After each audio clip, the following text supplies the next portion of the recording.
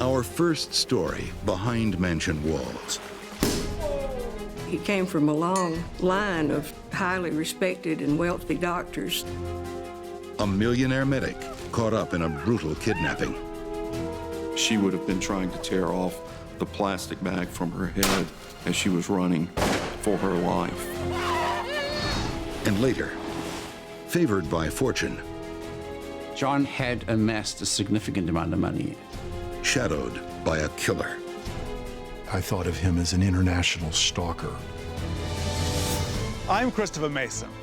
It's only human to envy the trappings of the rich and powerful. A 50-room mansion, the finest antique furniture, the fastest cars. But for some, jealousy can become an overwhelming obsession. They yearn to live behind mansion walls. And in order to get there, these green-eyed monsters will covet and kill.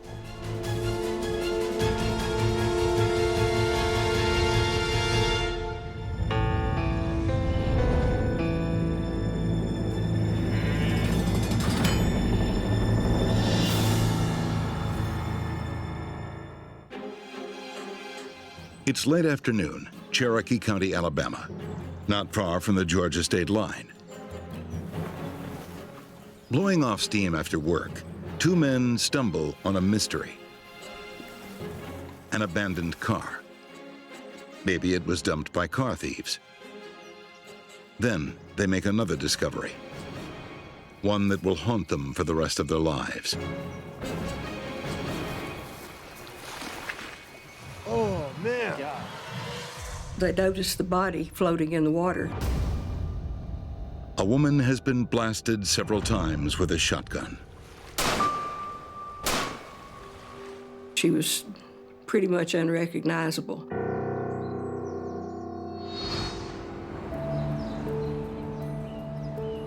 In an exclusive gated community in Conyers, Georgia, Barbara Ann Roberts has finally found the recipe for happiness. The bubbly 49-year-old has bounced back from divorce, straight into the arms of multimillionaire Robert Sheese III. The two met online, and sparks flew. They corresponded back and forth there, and then they met and hit it off really well. The secret of her new beau's success isn't rocket science. It's brain surgery. Save the day. Robert Sheese was a very successful neurosurgeon. He had a very successful practice in Atlanta. When he's not saving lives, Robert's writing papers, speaking at international conferences, reaping the rich rewards of a stellar career. He came from a long line of highly respected and wealthy doctors. From fine wine to fancy cars, the wealthy surgeon showers his lover with gifts. Oh, my. They were living a very lavish and generous lifestyle. He was in a position to pretty much buy anything that either of them wanted. On the other side of the tracks, near the Georgia state line, Barbara's ex-husband Vernon lives a more humble existence. Hey, baby. He's also found new love with work colleague Darlene. After Vernon had divorced Barbara Roberts, he and Darlene started going out, fell in love. It was romance all again, and they were happily married. Darlene and Vernon work at a local factory to make ends meet. They're not rich. Their most valuable possession is each other. I think when they were at work together, they spent all the time together that they could. But in the spring of 2006, both couples' idyllic lives will be torn apart in an instant. The evening of April 6th, two locals discover a dead body lying face down in a pond. Oh, man. Oh, it was as gory as it could be. The plastic wadding from the shotgun shells were still lodged in her back, which would indicate that it was a very close shot. When the victim is identified, the quiet rural community of Rome, Georgia, is rocked to its core. We found out was Darlene Roberts. It doesn't make sense. Darlene had no enemies. Hey, baby. So local sheriffs do what they always do in these cases. They zero in on the victim's husband. Vernon initially was a very obvious suspect. Vernon claims he last spoke to his wife before she went grocery shopping. When she didn't arrive home, he went looking for her. Vernon got into his vehicle, drove from his house, and drove to West Rome to try to find Darlene. So Vernon was out on the road around the time his wife was killed. Darlene's beloved gets the third degree. They were playing hardball with him. The husband's always the first. And so they gave him a tough interview. Investigators check out Vernon's alibi, and he is cleared. Cherokee County sheriffs are short on leads. The main people who were mentioned as possible other suspects were ruled out very quickly. They didn't have a lot of suspects right at first. But they do have one trump card. It's still only hours since Darlene was shot, so the killer could be lurking nearby. They set up roadblocks to try to stop people to ask if they had seen anything, if they had noticed anything. This is also a fresh crime scene. Investigators comb the area around the pond. They find no murder weapon, but they do unearth baffling clues. Plastic wrap, cotton gauze, and a broken pair of glasses that don't belong to Darlene. Based upon what the evidence showed at the scene, it would be that she would have been trying to tear off the plastic bag from her head as she was running for her life. It also looks like someone has staged a diversion, perhaps to slow Darlene down. They found evidence of road signs which were laid off in the edge of the woods, which is what caused Darlene Roberts to stop. It looks like Darlene was tied up, but somehow broke free. This has all the hallmarks of a kidnapping. But why would anyone want to abduct Darlene Roberts? Detectives try to make the puzzle pieces fit. Then the roadblock reaps a reward. They had at least one person come forward and say that they had seen a black Dodge Dakota. Several witnesses claim to have seen the mysterious black pickup parked near the murder scene. When sheriffs are given a description of the driver, the investigation veers off on an unexpected path. One of the people that identified the Dodge Dakota identified the color of the hair, the looks of a man that fit the description of Robert Sheese. What's an eminent neurosurgeon doing at the scene of a horrific murder? You'd imagine any millionaire brain surgeon worth his salt would be playing a round of golf or sipping martinis at his club. Strange then that Dr. Robert Sheese is spotted prowling the backwaters of Sweet Home, Alabama, the very day a woman is brutally murdered. Dr. Sheese's delicate work relies on steely nerves and a steady hand. But in 2004, the esteemed surgeon loses his most valued tool after a serious car accident. A permanent hand tremor means he'll never operate again. I think it took away an enormous part of his life because it evidently meant a great deal to him to be able to help people. I think that it took quite a lot away from him. It pretty much took away his reason for living. His millions can't stop him from sliding into a deep depression, using booze and prescription drugs to numb the pain. Those that were friends with Robert Sheese described him as, once he had that car wreck, that he was sort of a changed person. Could he have changed into a cold-blooded killer? At Dr. Sheese's upscale gated enclave in Conyers, Georgia, the wrought iron gates might keep out the riffraff, but they won't deter sheriffs armed with a search warrant. With Robert Sheese and Barbara Roberts out of town in Texas, Cherokee County investigators scour their swanky apartment. When they got to the apartment, they found the plastic which matched the plastic at the crime scene. The gauze, some of which was still tied to Darlene's wrist. They also found the box that the shotgun had come in. There's no sign of the firearm. On a digital camera, they find a photo of Barbara, and it's no glamour shot. Her face is black and blue. The evidence is pointing to the millionaire medic being abusive, as well as a murderer. There are still more questions than answers. Why would Robert Sheese want Darlene dead? And who owns the broken glasses found at the crime scene? Glasses have like a serial number. And so the police were able to trace that serial number to an optical shop in Conyers, Georgia. Opticians check their records and find the customer's name. Barbara Roberts. Barbara Roberts and Dr. Robert Sheese are now the two prime suspects.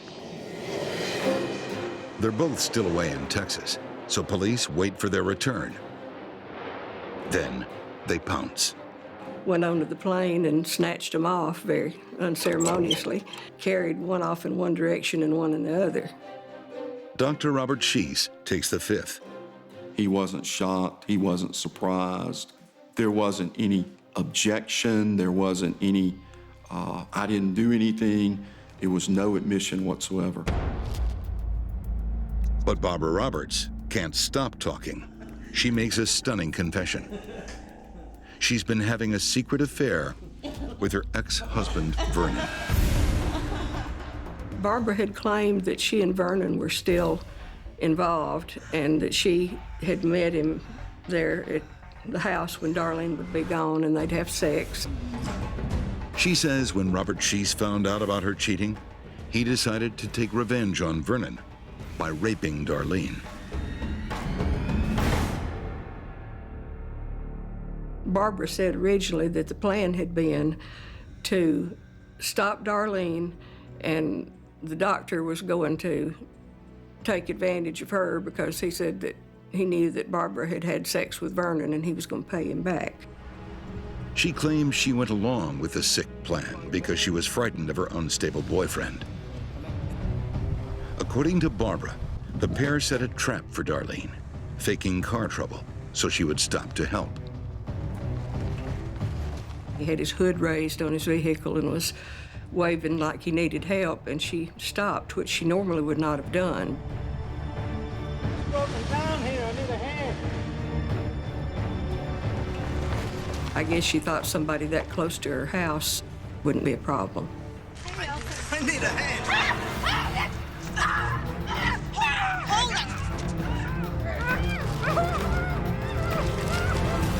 They tried to put a plastic bag over her head, this saran wrap, and tried to suffocate her. She got loose, took off running through this field toward this pond. Robert and Barbara jump in Darlene's car and follow her through the field. It's a terrifying chase. Darlene is hunted like an animal.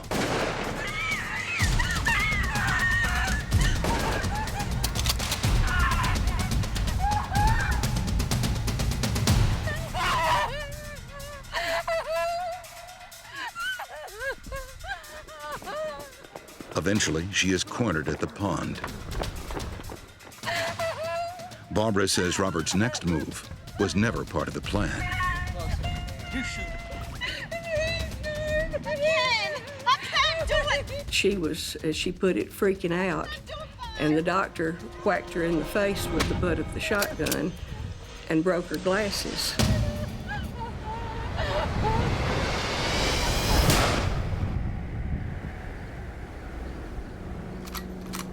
Barbara says Robert Sheese then shoots Darlene Roberts 3 times and leaves her body lying in the pond.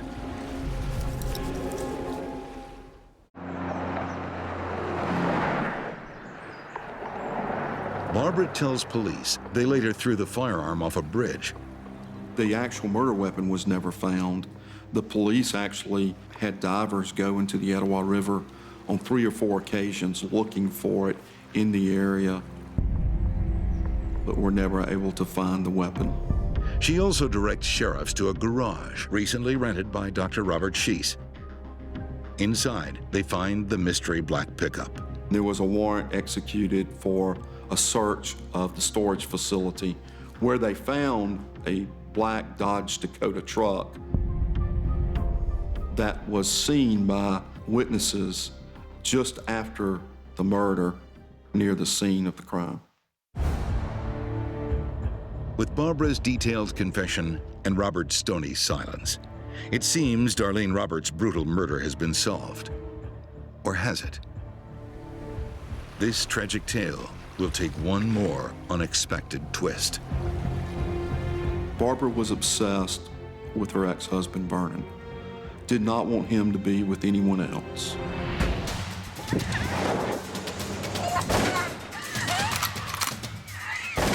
In the grip of a jealous rage, one-time eminent neurosurgeon Robert Sheese kills Darlene Roberts in cold blood.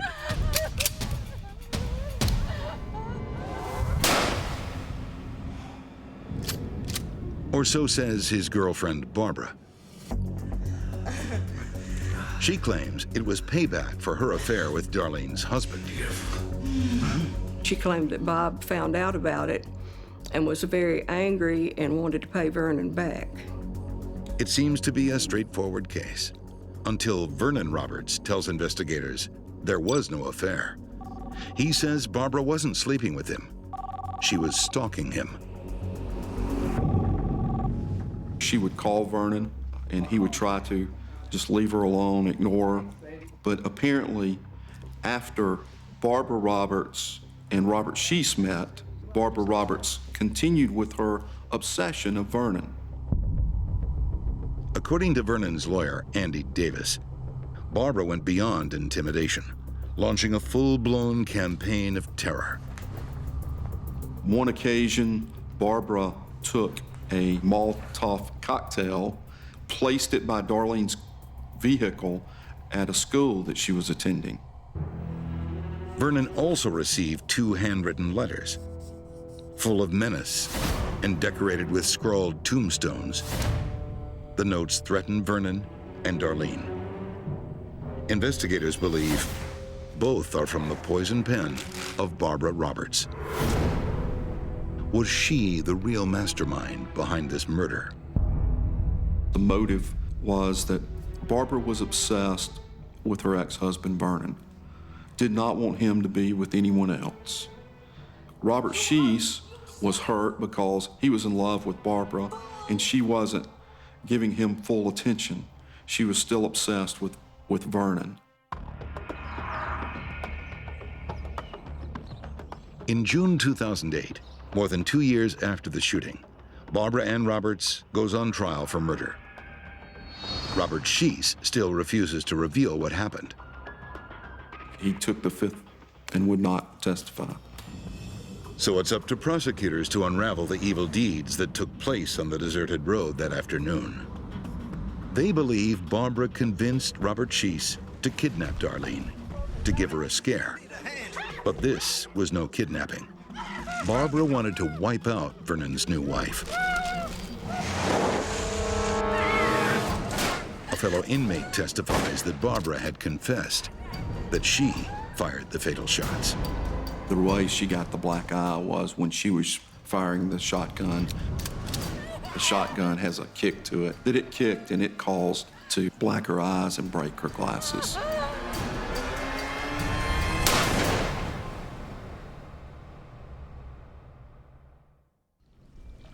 Those broken glasses are the straw that broke the camel's back. Cops not only traced them to Barbara Roberts, She also incriminates herself by contacting the store. 2 days after the death of Darlene Roberts, Barbara Roberts and Robert Sheese went into the optical shop. Barbara reported that she had broken her glasses and she asked to get a new set of prescription glasses. And she wants them now. She and her surgeon sweetheart are planning a trip out of state. Barbara started calling, wanting to get some more glasses made as soon as possible. And she was in a big hurry because she was about to have to leave for Texas. Barbara Roberts' glasses placed her at the scene. Barbara Roberts had a rich, highly esteemed lover and a life of luxury. But it wasn't enough. She still burned with want. And Robert Sheese's millions couldn't buy the one thing she coveted: her ex-husband. After a week-long trial, the jury takes just 2 hours to find Barbara Ann Roberts guilty of first-degree murder. She was actually sentenced to death, but the judge commuted that to a life sentence.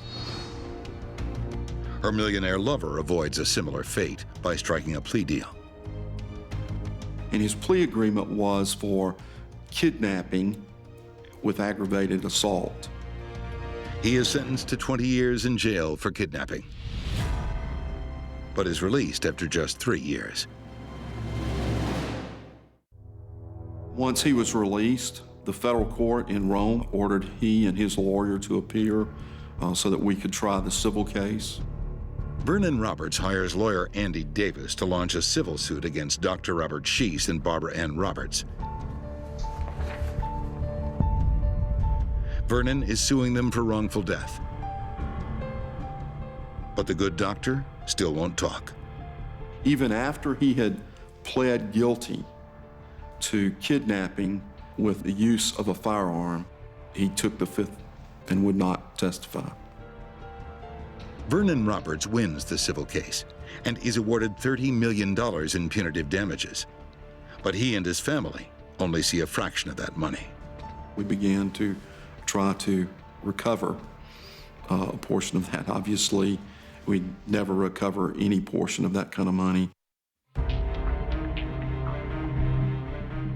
And in January 2011, after his release from prison, Dr. Robert Sheese, multimillionaire, former brain surgeon, and saver of lives, takes his own. This is a sad story. You had two couples who appeared to both be in love with each other, but one party in one couple was still obsessed with another. And so she ends up ruining the lives of more than just herself. She ends up ruining the lives of a number of people. I think all Darlene wanted was just to have a happy, calm, quiet life and enjoy her work and enjoy her time with her husband. It's such a waste of all those people's lives. Barbara Ann Roberts stumbled into riches and enjoyed the finest creature comforts, but still wasn't satisfied. Some spend their lives scrabbling for a foothold on the ladder of success, only to slip and fall.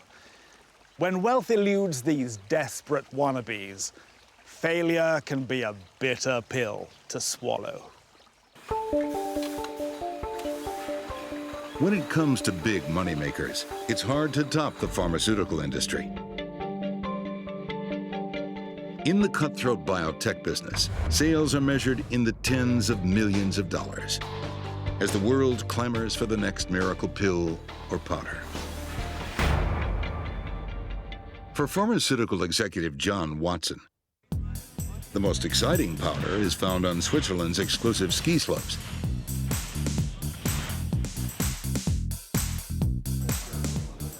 British-born Watson has had a highly successful career, working for some of the world's pharmaceutical giants. He had a deep knowledge of business and a deep background in biosciences. He understood the pharmaceutical business very well. Certainly well enough to have earned a sizable fortune. John had amassed a significant amount of money. The unmarried 65-year-old is also a fitness fanatic. John was a tall, good-looking guy, very fit, very healthy, an active cyclist, an active rollerblader. John mixes with other well-to-do friends on his European ski adventures, including international financial advisor Kent Keigwin. Kent Keigwin at one point had been hired by the Shah of Iran. He had lived over there and set up an accounting system for the Shah of Iran. Not a good time. Kent's also planning investment deals for his pal John. You're in with the last. Now, come on, we did pretty well out of that. He worked for a number of financial groups. He was a freelancer trying to sell his financial advice to people. Oh, thank you very much. It's a glittering life. And in 2008, John Watson leaves the biotech business behind, retiring to exclusive La Jolla shores, one of California's richest coastal enclaves. But even in retirement, John isn't resting on his laurels. He uses his time and money to help others. He got involved with a group called the Tech Coast Angels, a group of wealthy men in the San Diego region who invested in startup companies, many of them designed to help people with lifelong and terminal diseases. His colleague and friend Barry Cassar says John's astute business sense could weed out imposters in the medical world. He was able to assess and analyze medical or biomedical startup companies quickly and thoroughly. He had no tolerance for people who came ill-prepared to our meetings, and he could see through the balance sheet and the nonsense that people try to get away with very quickly. June 8th, 2010, John Watson is due to chair a Tech Coast Angels board meeting. When he doesn't show, Barry is worried. I looked around for John and he wasn't there, which surprised me a great deal. This was out of character for him. Called his home, no reply. And for some reason, I got more and more anxious about the fact that he wasn't there. Barry drives to the millionaire's La Jolla Shores apartment. Inside, a shocking scene awaits. Oh my God, there's a body over there. John! John! We found John prostrate on the floor in his bedroom. Clearly, he had passed away sometime earlier. He's been dead at least a day. To police, it looks like natural causes. But Barry, a former doctor, is not convinced. His friend was too fit and healthy to just drop dead. And something else bothers him. It was surprising to us to see what a sorry state the apartment was in. Initially, I thought it might have been ransacked. Either John Watson lived like a complete slob, or there's more to this millionaire's death than meets the eye. The civilized setting of La Jolla Shores is not the sort of place where millionaires are murdered. Maybe that's why, when pharmaceutical big shot John Watson is found dead, police are quick to rule out foul play. In fact, the millionaire's body is already on its way to the crematorium when a dramatic phone call changes everything. I called the police and I asked, what did the autopsy show? And to my absolute surprise, they had not done an autopsy. And I strongly encouraged them to bring the body back to the medical examiner and to do a proper post-mortem examination. When the autopsy finally happens, it reveals there's nothing natural about the cause of this death. The hyoid bone in John's neck, which is right here, had been severed, which indicated to him strangulation. But that's not all they find. On the millionaire's back, almost invisible, 2 tiny puncture marks, like a snake bite. There were burn marks associated with these punctures. The coroner understood that these had come from a taser. John had been tasered before he'd been strangled. Is John the victim of a vicious break-in? When his friend Barry searches the apartment, that theory gains strength. We could not find his car keys and we could not find his laptop. The laptop's gone, but nothing else appears to be missing. Perhaps John's computer contained a startup company's medical secrets. Were they worth killing for? At first, they were really bewildered by the cause of this crime. John Watson had no enemies that anyone could speak of. Even though the apartment appears to be ransacked, there are no signs of a break-in. Was the killer someone John knew? What they were never able to figure out was, how did somebody get in? Did John get a knock on the door and open the door and he was surprised by his killer? Or was that person already inside the apartment waiting for him? Then, among scattered documents, Barry finds a copy of one of John Watson's bank statements. The account balance, $10 million. So I took it upon myself to call the broker in San Francisco, told him that John had passed away, and encouraged him to freeze the account.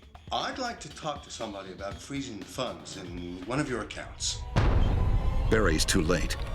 The money's gone. $10 million was transferred out of his account by way of cash and stocks to a new account at a new brokerage house in San Diego. How did John Watson make a withdrawal from beyond the grave? Detectives learn the day before his body was discovered, a man had walked into the brokerage house, claiming to be John Watson. He had scratches on his face. He said, "Did you get my transfer request? I'm here to follow up on that." The transfer goes ahead, but shifting almost $9 million won't happen quickly. They spoke with him and they said, with that amount of money, it's going to take about 5 days to get this transfer complete. The individual didn't appear to be very pleased by having to wait 5 days, but he thanked them and he walked away. A check of John's credit record shows this is not the first time someone has tried to steal the millionaire's identity. John Watson had a flag on his credit score because there had been 2 attempts to steal his identity at the end of 2009. Is that case somehow linked to the millionaire's murder? The following day, John Watson's apartment manager is confronted by a man with a scratched face who has a delivery for a dead man. When he gave it to the manager told him and said, "Have you heard the news?" Mr. Watson has passed away unexpectedly. I'm sorry. This fellow who was delivering the goods started crying and turned and left. Inside the envelope, John Watson's wallet, his car keys, and a handwritten note. The note seemed very harmless. He said that he was returning his keys and his wallet, that he missed him at dinner, and that he hoped nothing was wrong. The man is caught on security camera. Police think John Watson's friends will know who he is. Photographs of that gentleman were shown to me on the Thursday evening by the police investigators, who asked me if I could identify him, and I absolutely could not. The mystery man remains just that. Until the next morning, when detectives are searching John's apartment in the early hours, and the strange visitor returns. The elevator doors open, and out steps this individual wearing a dark sweatshirt, jeans, a baseball cap, and scratches all over his face. Can I help you? No, it's okay. Startled, the man tries to leave, but is cornered before he can escape. They started searching him. He had a black backpack. They looked through the contents, finding a flashlight and a dust mask, plastic bags. And then, most incriminating of all, were the keys to Watson's apartment. Cops push for a name. When the man finally reveals his identity, John Watson's grieving relatives get the shock of their lives. The police officer said his name. John's sister did a double take. She sat up, she said, "Oh my God, we know that man." 2 days after multimillionaire John Watson was found strangled, La Jolla police have a suspect in custody. The police officer said his name is Kent Keigwin. Keigwin is the high-profile financial advisor from John's Swiss ski trips. What's he doing prowling around Watson's apartment in the early hours? Immediately, they handcuffed Keigwin, arrested him, took him to jail. They went and searched his apartment, and there on his living room table was John Watson's bank statements. They also find the millionaire's missing laptop.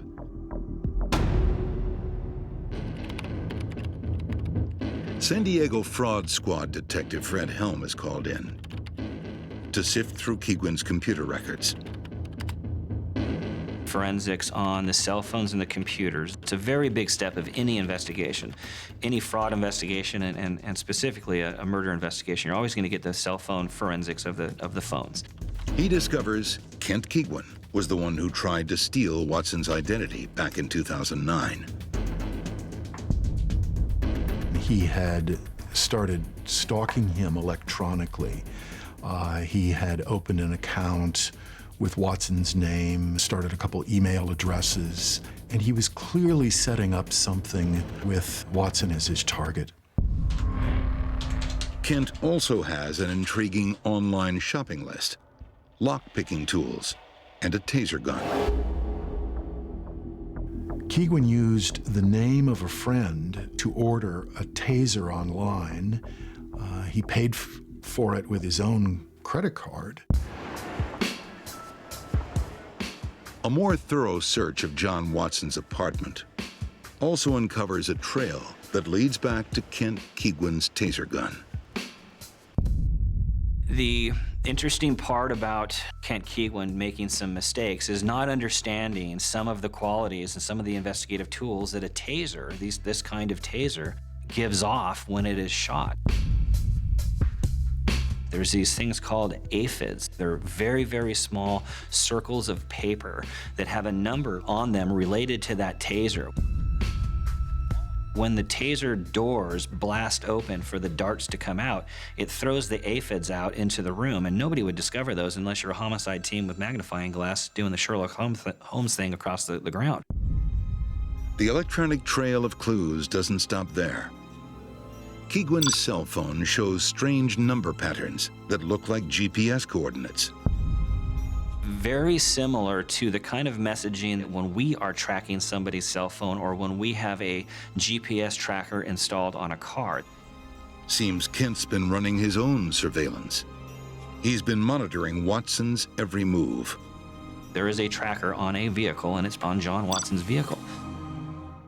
Trackers, unlike what many people might think, are actually very easy to place onto a car and to take off.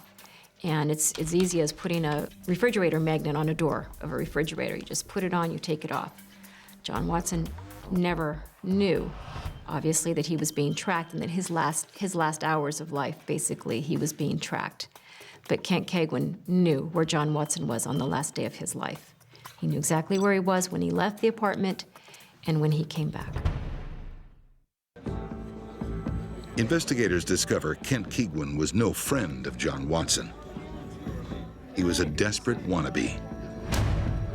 He had been in and out of a number of companies in the late 2000s and had been fired for trying to get too close to some of these wealthy people he wanted on his client list. According to journalist Thomas Larson, Kent tried to insinuate himself into John Watson's rolled gold world. I thought of him as an international stalker, taking his daughter, as a matter of fact, to Switzerland, telling her that he'd been invited by his multi-billionaire friend John Watson for this skiing holiday. Done deals before that were successful to a degree. Very successful. But his relentless attempts to win over the millionaire are futile. During the ski holiday, Keigwin is rude and uncouth. Watson and his refined relatives are not impressed. Just don't want to talk about it. John, this is And John refuses to take part in Keigwin's financial schemes. not interested. That's it. Final word. John became upset based on that trip and just realized that this person was not who he said he was. He wasn't a well-to-do financial advisor. He wasn't a skier. He wasn't a lot of things, apparently, that he was saying he was. And that sort of ended whatever friendship or acquaintance there was. Kent can't talk his way into this world of wealth, so he decides to cheat his way in, trying to steal John Watson's identity so he could live out his dreams of grandeur. Kent's internet searches became extreme, like how to buy a plane,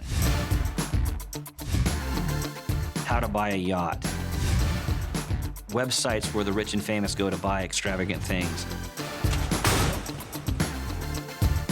He started to fantasize about, I'm probably going to get this money, and here's how I'm going to live. When the online plan fails, Kent realizes the best way to steal another man's identity is to eliminate the real John Watson. Mr. Keigwin recognized the opportunity to get a ton of money out of John's account, and all he needed to do was to get John out of the way. In November 2011, nearly 18 months after John Watson's murder, Kent Keigwin stands trial, charged with murder, identity theft, forgery, and attempted grand theft. Prosecutors say that on June 6, 2010, Keigwin broke into John Watson's apartment and lay in wait. A tracking device hidden on Watson's car, alerting him to the arrival of his prey.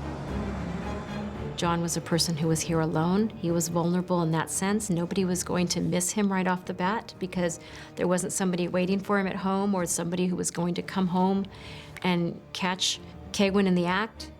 John Watson is strong and fit. He won't be easy to overpower, but Kent has come prepared.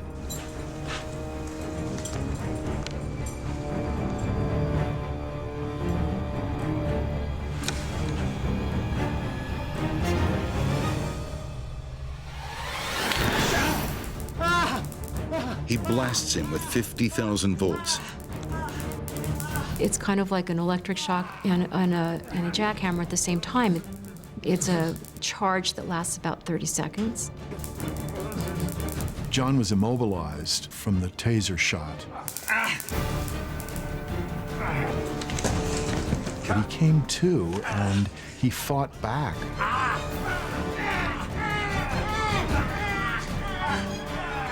John scratches and claws at Kent's face, trying to break the grip on his neck. John fought for his life. But his attacker has the upper hand, and enough strength for the final chilling act. So he's fought, we know by the scrapes and by the scratches, and Kent still has the grip on the neck until he completely wipes the life out of him. He had a purpose in mind when he went there, and his purpose was to kill John and to get his money. Keigwin takes John's wallet, using his driver's license to first transfer the money to an alternative broker, then initiate the multi-million-dollar withdrawal. And he acted so quickly. He killed him on Sunday night, and Monday morning he'd already gotten the transfer in progress online. It was already on its way. Everything done on that Monday. He was a busy guy. Thank you. Anything else I can help you with? No, that's all fine. Thank you. Hello, sir. Can I help you? Oh, yes. This is from Mr. Watson. Prosecutors believe Keigwin returned Watson's belongings the next day to see if the millionaire's death was being treated as a murder. Mr. Watson has passed away unexpectedly. I'm sorry. He went back to the apartment because he thought he was in the clear. Keigwin had a classic combination of grandiosity. He thought he could live this lifestyle by stealing someone's identity. He was greedy. He wanted the money without having to work for it. And he was also stupid. He made mistakes. Can I help you, sir? Oh, no, I must have the wrong floor. Just wait just there. No, it's okay. Why go back? Expose yourself. But he exposed himself and walked straight into the hands of the police officers investigating this case. At the end of an 8-day trial, the jury finds Kent Keigwin guilty on all counts. Here's a man sitting in court knowing that the odds are stacked against him. And he looked to me like a broken man, beaten by his own stupidity, greed. I'm not sure what it was. Not even Kent Keigwin's family can comprehend this callous killing. After the first-degree murder verdict, Keigwin's brother testified that he didn't want the judge to show Kent mercy because he had shown no mercy to his victim. He is sentenced to life in prison with no hope of parole. It's fortunate that they did the autopsy and that his friends cared enough to push and say, you need to look into this because there's something wrong. And if it hadn't been for that, then he would have gotten away with it. Kent Keigwin almost got away with murder, but was brought to justice by John Watson's real friends. My uneasiness on that Tuesday evening led to solving a murder, saving John's family upwards of $10 million, and putting away a murderer for life. Some people are never satisfied. Instead of relishing the abundant riches in their own lives, they crave the lives of others. Barbara Ann Roberts enjoyed great wealth, but she killed the woman she thought had it all, while unquenchable greed drove Kent Keigwin to murder a generous, affable millionaire.